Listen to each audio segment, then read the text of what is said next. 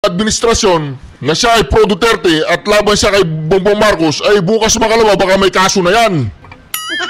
Kaya kailangan lilinawin muna ni Jinggoy Estrada ang kanyang kung saan siya. Alay siya pero hindi niya pinoprotektahan sino man. O di ba ganun ang pagkakasabi niya? Di ba ingat-ingat din pag may time, di ba Jinggoy? Di ba tama naman ang ginawa mo? Tama na medyo may tama. Okay? O pakinggan natin ha. Yes, Senator Estrada, please. Thank you, Madam Chair. Let it be known that I am not protecting or I am not defending anyone, much less the former president of the Republic of the Philippines, President Duterte, since I am an ally of this administration led by President Bongbong Marcos, and at the same time a friend of Vice President Inday Sara Duterte. Now, since you've been asking questions addressed to Gerald Torre, may I ask Gerald Torre, how did you think did you handle the arrest of former President Duterte properly? Yes, sir. I do, sir. It's proper. It was proper, but when I saw the video, it was really, for me as a citizen of this country, it was really unbelievable. It was a very, very big disappointment. Because I can relate, General. Because when we were arrested way back 2001, together with my father, the same thing happened. All right, we were in the wee hours of the morning. We were the policemen barged in our hospital room at the Veterans Memorial Hospital. They were arresting us. They wanted us to be transferred to another detention cell because after the May 1 siege, at ano sabi ng mga police, kalad ka rin na yan mga yan pag ayaw sumama. At the same time, when I saw the video, parang nag-flash. Bago tayo mag-umpisa, baka pwede nyong i-like ang video na to. Malaking bagay ang like sa aming mga content creators. Maraming salamat po.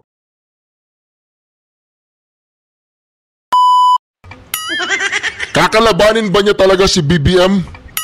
I-impeach kaya niya si BBM? Yan po yung mga malaking katanungan kung talagang tunay at wagas ang paghanap niya ng hustisya para sa Pangulong Duterte ay walang iba na dapat sisihin ay ang kanyang kapatid. Di ba mga kareaksyon? Kahit lahat tayong Pilipino gusto nating ipadala doon ng Pangulong Duterte. Kung ayaw ng presidente, wala tayong magagawa. O dito mga kareaksyon, pag-usapan natin yung sentimiento ni Jinggoy Estrada. Ito kasi mga kareaksyon, ito ngayon yung napakainit na usap-usapin sa social media. O pakinggan natin muna si Jinggoy Estrada. Una, ano yung entrada ni Jinggoy Estrada? Yes, Senator Estrada, please. Thank you, Madam Chair. Let it be known that I am not protecting or I am not defending anyone, much less the former president of the Republic of the Philippines, President Duterte, since I am an ally of this administration led by President Bongbong Marcos. Siyempre may halong takot. Kailangan lilinawin muna niya. Alay ako ni Bongbong Marcos. Hindi ko pinoprotektahan dito si Digong. Hindi ko pinoprotektahan dito kung sino-sino. Di ba? Kailangan maging malinaw muna. Bago siya magsimula, baka makulong din siya eh. Kasi pag nalaman ng administrasyon na siya ay pro Duterte at laban siya kay Bongbong Marcos, ay bukas makalawa, baka may kaso na yan. Kaya kailangan lilinawin muna ni Jinggoy Estrada ang kanyang kung saan siya. Alay siya pero hindi niya pinoprotektahan sino man. O di ba ganun ang pagkakasabi niya? Di ba ingat-ingat din pag may time, di ba Jinggoy? Di ba tama naman ang ginawa mo? Tama na medyo may tama. Okay? O pakinggan natin ha. Yes, Senator Estrada, please. Thank you, Madam Chair. Let it be known that I am not protecting or I am not defending anyone, much less the former president of the Republic of the Philippines, President Duterte, since I am an ally of this administration led by President Bongbong Marcos, and at the same time a friend of Vice President Inday Sara Duterte. Now, since you've been asking the questions addressed to Gerald Torre, may I ask Gerald Torre, how did you think did you handle the arrest of former President Duterte properly? Yes, sir, I do, sir. It's proper. It was proper.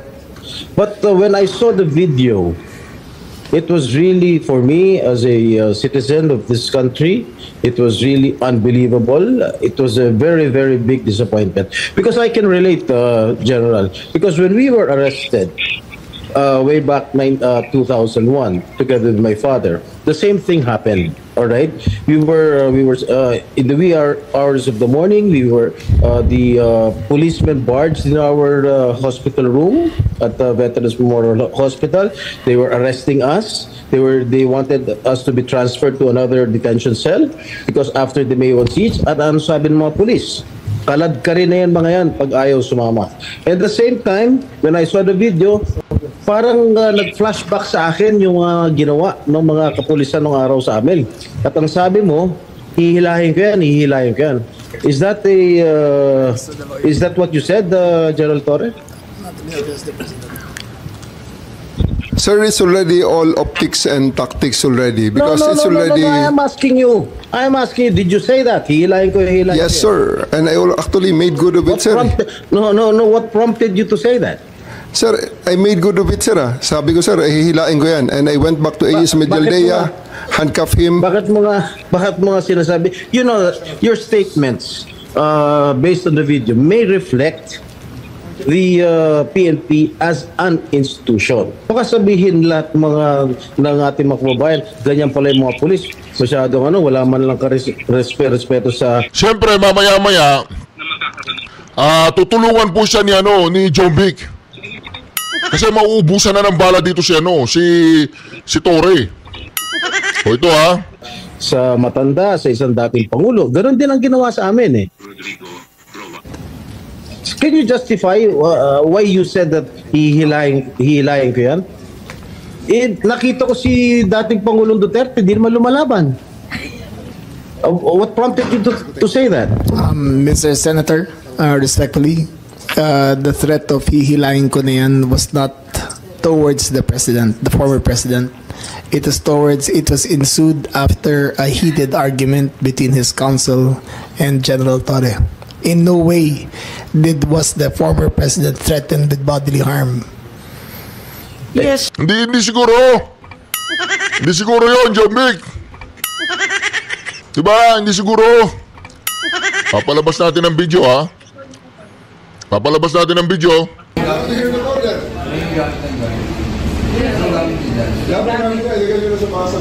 May kunin ka na jacket na. Ilagay niyo sa bus, please.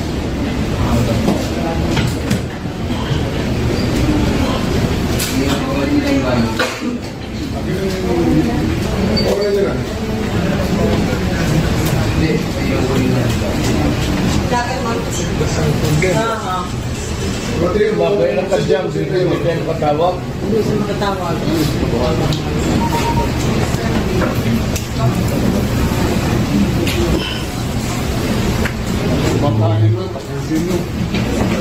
Kumakain lang, saka may anak na bumusap pa ka naman.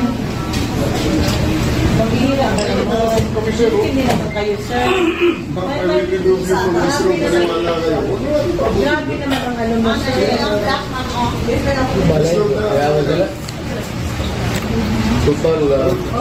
Mr. President, please. As a former president, Please as a lang, prosecutors, I do believe Pinantay lang that kami. you still believe in the majesty of the law. Ito lang rin separate sa atin. Sa give us an opportunity. Alam mo, huwag ka lang magsalita, sir. Tayo, sir, Kasi ay sumunod sa batas. hindi na kayo kapaniwala, sir. Sa totoo lang. We don't want to hear anything from you.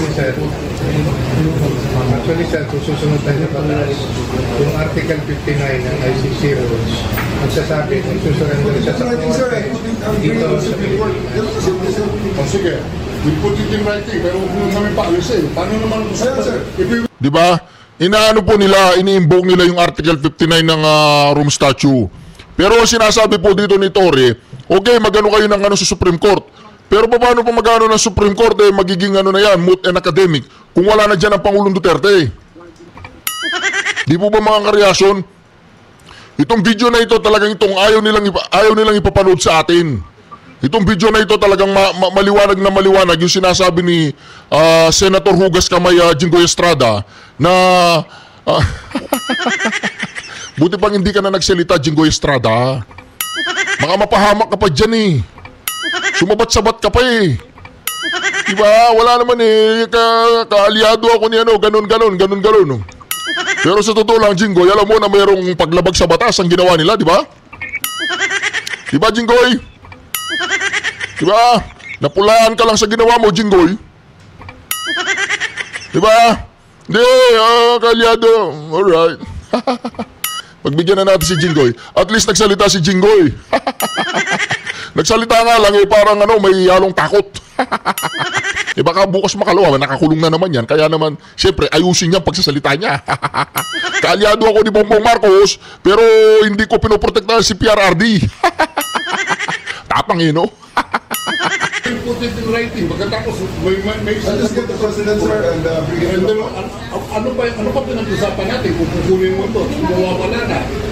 Balikan mo tayo sa city. Yun na nga, sir. Balikin tayo sa ano. Ikaw na nagsabi, right to counsel. We are here invoking our right to counsel. His right to counsel. Sir, I have sent over. Sir, constitutional right. Sinabi mo, constitutional right. Order.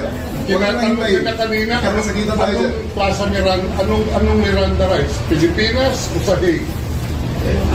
Sana ano ba? Di ba natin lang yun natin?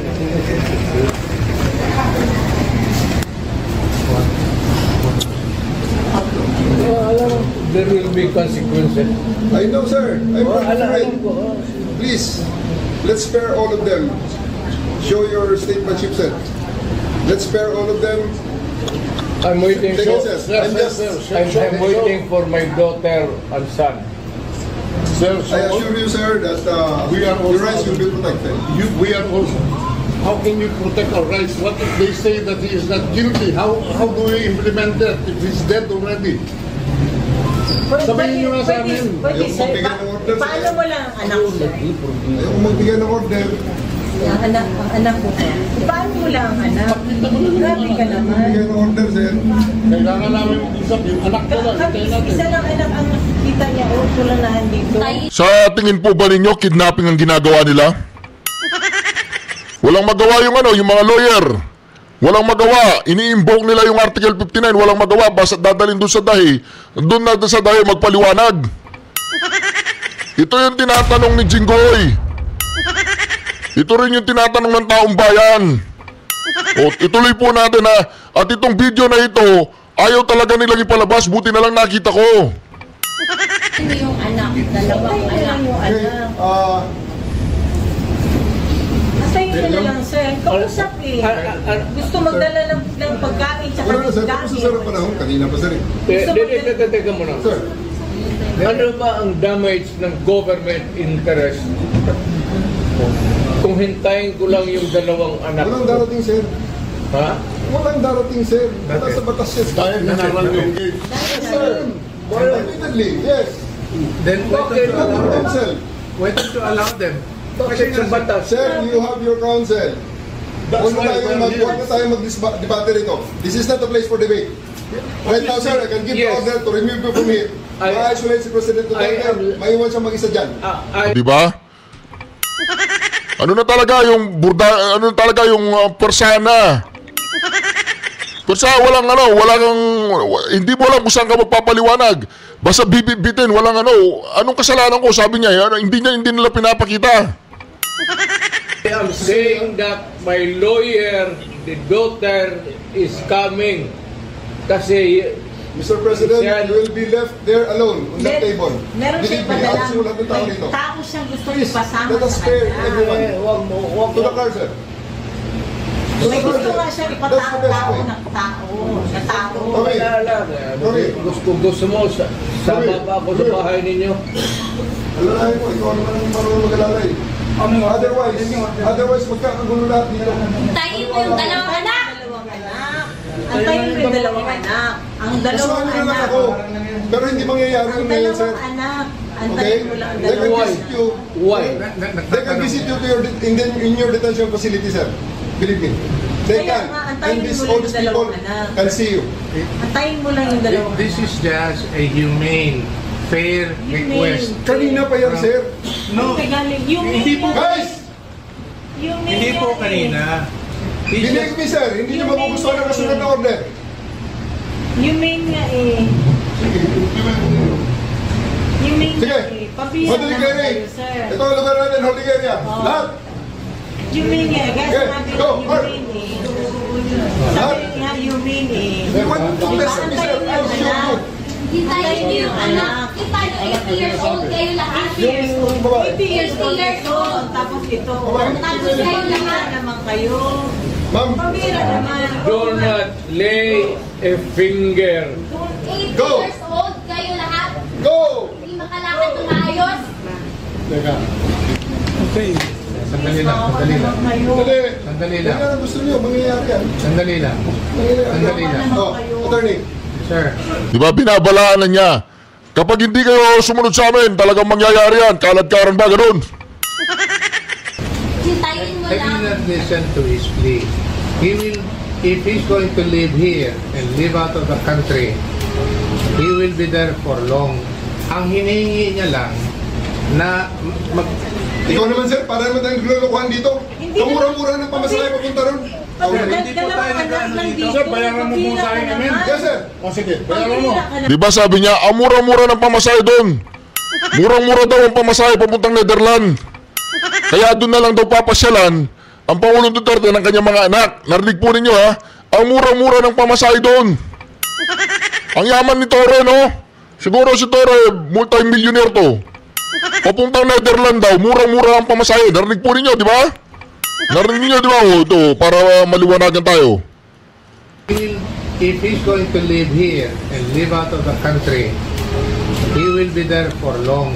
Ang hinihingi niya lang na Ikaw naman, sir, para naman tayong lulukuhan dito. Kamura-mura ng pamasahe papunta ron. Oo. hindi po tayo nag-ano dito. Sir, bayaran mo po sa akin namin. Yes, sir. O sige, bayaran mo. Pabira ka naman. Dalawang Sige na. anak lang. Guys, That's the point of the matter. O, di ba? Yes, Villaldea. Attorney Villaldea, remove. Sir, huwag niyo na kami pilitin, sir, na hilahin ka. Sir, Sir, pabira ka naman, sir. Huwag kang ganyan, sir. Huwag kang ganyan, sir. Huwag kang ganyan, sir. Di ba, nakikiusap lang. Gusto ko makita yung anak ko, yung lawyer ko yun eh. Ayaw eh, ayaw talaga. Ayaw talaga mga ka-reaction. Humane lang, humane lang. Humane lang, humane lang. Humane lang, humane lang. Humane lang, huwag kang araw sa akin. Bawal Sir, You are now. Bawal lumawa. hinihingi na lang natin. 80 years old na hindi makalakad ng maayos. Kasi ito, Kayo lahat. Sir, ganito sir. Sir, ganito sir. Sir, ganito sir. Hindi po ang abogado ang humihiling. Si President Duterte na mismo ang humihiling. Kaya nga, pagbigyan nyo. Pagbigyan nyo naman. Kayo, kanina pa eh. Hindi naman lahat, ilan ang hinuli ngayong araw na to, sir? Sa iba-ibang mga krimen. Ilan ang binigyan ng ganitong... Kasi nandito kayo lahat. O di ba? Kinukumpara niya si Pangulong Duterte doon sa mga nahuli daw na same krimen na ibinigay daw ang napakaraming pabor kay Pangulong Duterte. Crimes against humanity daw sa araw na yon. Ilan daw yung mga nahuling merong kasong crimes against humanity. Nag-iisang tao. Ilan ang binigyan ng ganitong pabor? Presidential law sa ginamit. Sir, hindi kami humingi ng pabor. Just invoke Article 59. Bakit hindi yan magawa-gawa? Attorney, you will be removed from That's your... precisely the point that I'm saying. Ano naman yan? Huwag kayong mag-ano. Huwag kayong... Please lang. Bawal hawakan. Attorney, you will be removed Bawal from your... Hawakan! Bawal hawakan. Tumayo ka na lang. Bawal The right to hawakan. counsel is something that has to be observed Right to counsel. and Huwag respected. kayong humawak. Wala na kayong pakialam sa Huwag kayong... Ano Kasi yung nga, lawyer? Ano yung lawyer? Nag-uusap pa kami. Bawal. Huwag na tayo Nag-uusap pa kami. Huwag mo hawakan yung lawyer. Huwag mo hawakan. Nag-uusap pa kami. Huwag mo hawakan. Huwag mo hawakan. O di ba? O. Nag-uusap pa kami. Pero sana yan, o. Attorney, O? Huwag mo hawakan. is this what you want, Mr. President? Huwag mo hawakan. Time lang eh. Time lang. Kayo mga Huwag mo hawakan yung nanay ko! Pangina mo! Hindi, sandali. Yung mga sundalo, tanungin ko kayo, anong kasalanan ko? Matanong nga. Alam niyo ba? Kayo, nandito man kayo lahat. Ikaw, tanungin kita, Ture, anong kasalanan ko? Tumalikod lang. Diba? Kailangan ipaliwanag mo muna sa inuuli mo kung anong kasalanan niya. Walang pagpapaliwanag eh. Anong kasalanan ko? Tumalikod na lang. Tumalikod ka na lang. Tumalikod ka na lang. Huwag mo hawak. Dito, dito, dito. Huwag yung saktan yung bata. Huwag yung saktan yung bata. Huwag yung saktan. Huwag yung saktan. Huwag yung Akin na po. Akin na yung anak ko. Akin na yung anak ko. Akin na. Halika muna. Halika muna. Akin na yung anak ko. Don't do it personal. Akin na lang. Akin na lang. Lahat. Halika na. Don't do it personal.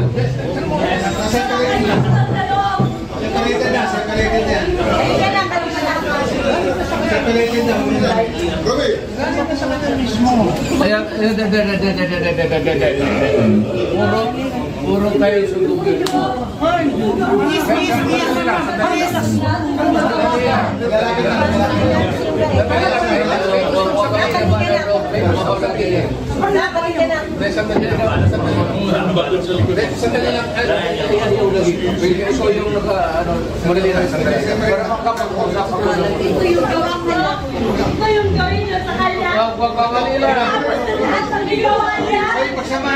Hoy, nandito yung preso, hindi dyan. Hoy!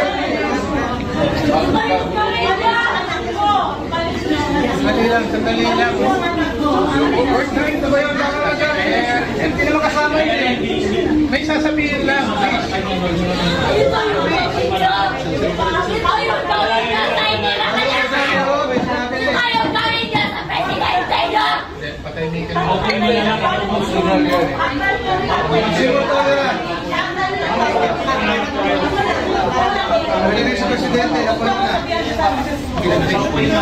Mama, kalma na.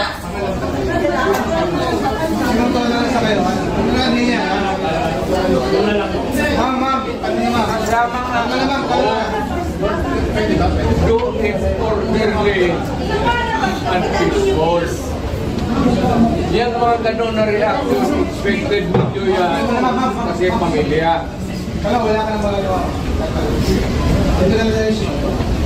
Huwag kayo mga sundalo kasi kayo kung nahuli, gano'n ang pamilya ninyo. Mantagin mo ha, napakalupit po ng politika. 80 years old na po yan mga ka-reaction. 80 years old na dating Pangulo. Dating Pangulo, kung hindi mo isusuko sa ICC yan, eh wala namang magagawa ang ICC. Ay yung mga Interpol, baka hindi na tayo tulungan. Kailangan nating isuko kahit sinong hingin ng Interpol, kailangan nating ibigay. Hindi, tanong lang.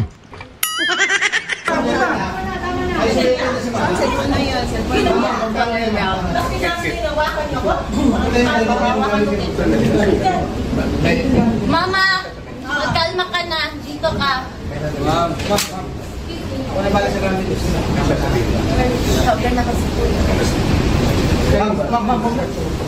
Nandiyan man tayo sa gobyerno ng Agiti. Kilala man ninyo. Nakisignal ako. Hindi ko ninyo masabi kung ano ang krimen ko. Kayo po ang pinasara namin kayo. Kaya lang nga, pero pahin mo ang lakas. Hindi naman ako kriminal na basta-basta na lang kasuotin mo na. Hindi mo respeto pagka-presidente ko. Hindi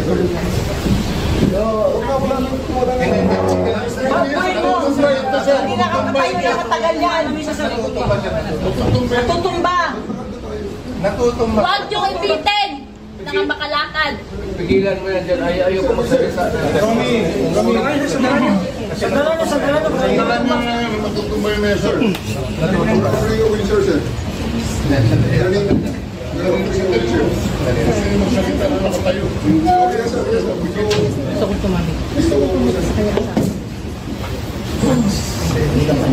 Tumalas ko naman. Lalim ako. Kasama po siya. Tapos ganito yung... Please, Sa yung mga sundalo, kilala man ninyo ako. Anong kasalanan ko? Bigyan ninyo ako kasi isang ordinansya lang na ginawa ko. Sa yung mga Pilipino, o sundalo, anong ginawa ko? Yun po alos ang ayaw ipakita. Ngunit nakita po natin sa social media ngayon na pilit pong tinatanong ng Pangulong Duterte kung ano yung kasalanan niya sa mga sundalo. Ano yung ginawa niyang kasalanan. Kaya naman siyempre si Senator Jingo Estrada, naranasan din niyang maaresto, naranasan din niya yung ganitong sitwasyon. Kaya medyo nasaktan siya nung nakita niya na yung pagtrato sa dating Pangulo, pagtrato po sa dating Pangulo ay hindi po naging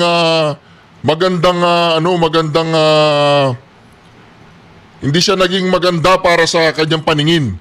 Kaya yun po ang tinatanong niya kay panoorin natin. Ito po. Who was addressing the sinasabihan ni General Torre? Was it the lawyer or was it the former President Duterte? Lawyer, sir, Attorney Mijal Dea. And actually, sir, after that, I actually went back to him, placed handcuff on him after reading him his rights and arrested him for obstruction of justice. And after All that, right. sir, I brought him to the bus and came back again and told Attorney Delgra he's next. And again, sir, I will reiterate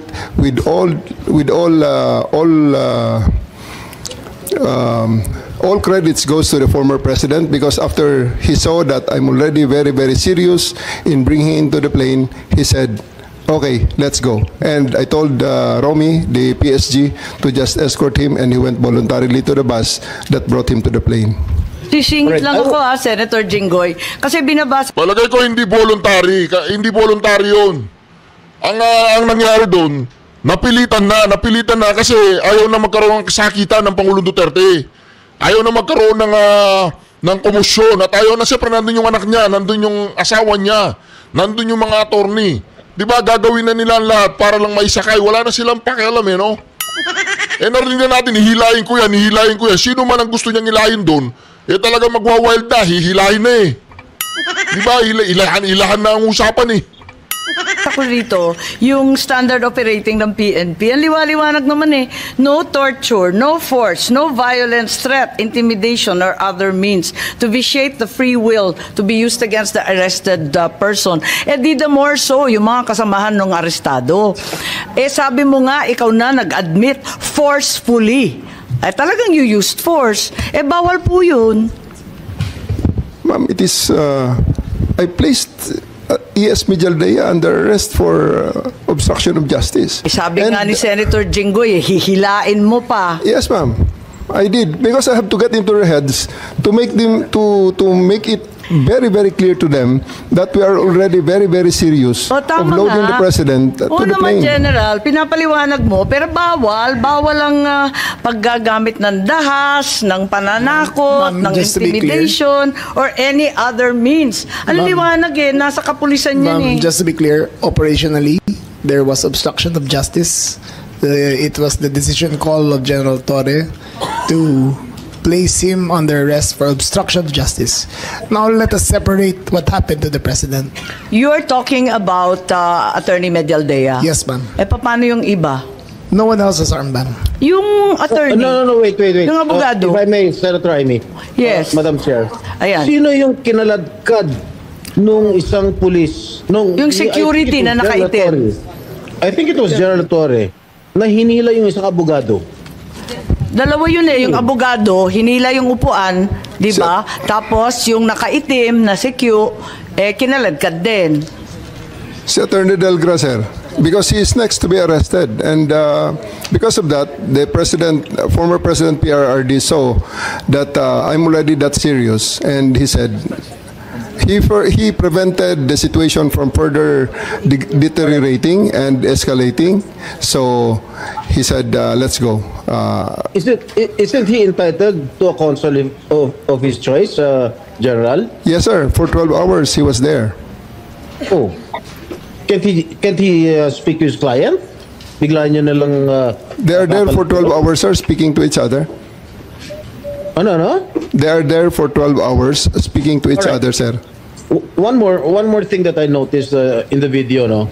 Ang sabi ni PRRD, papasukin niyo yung anak ko.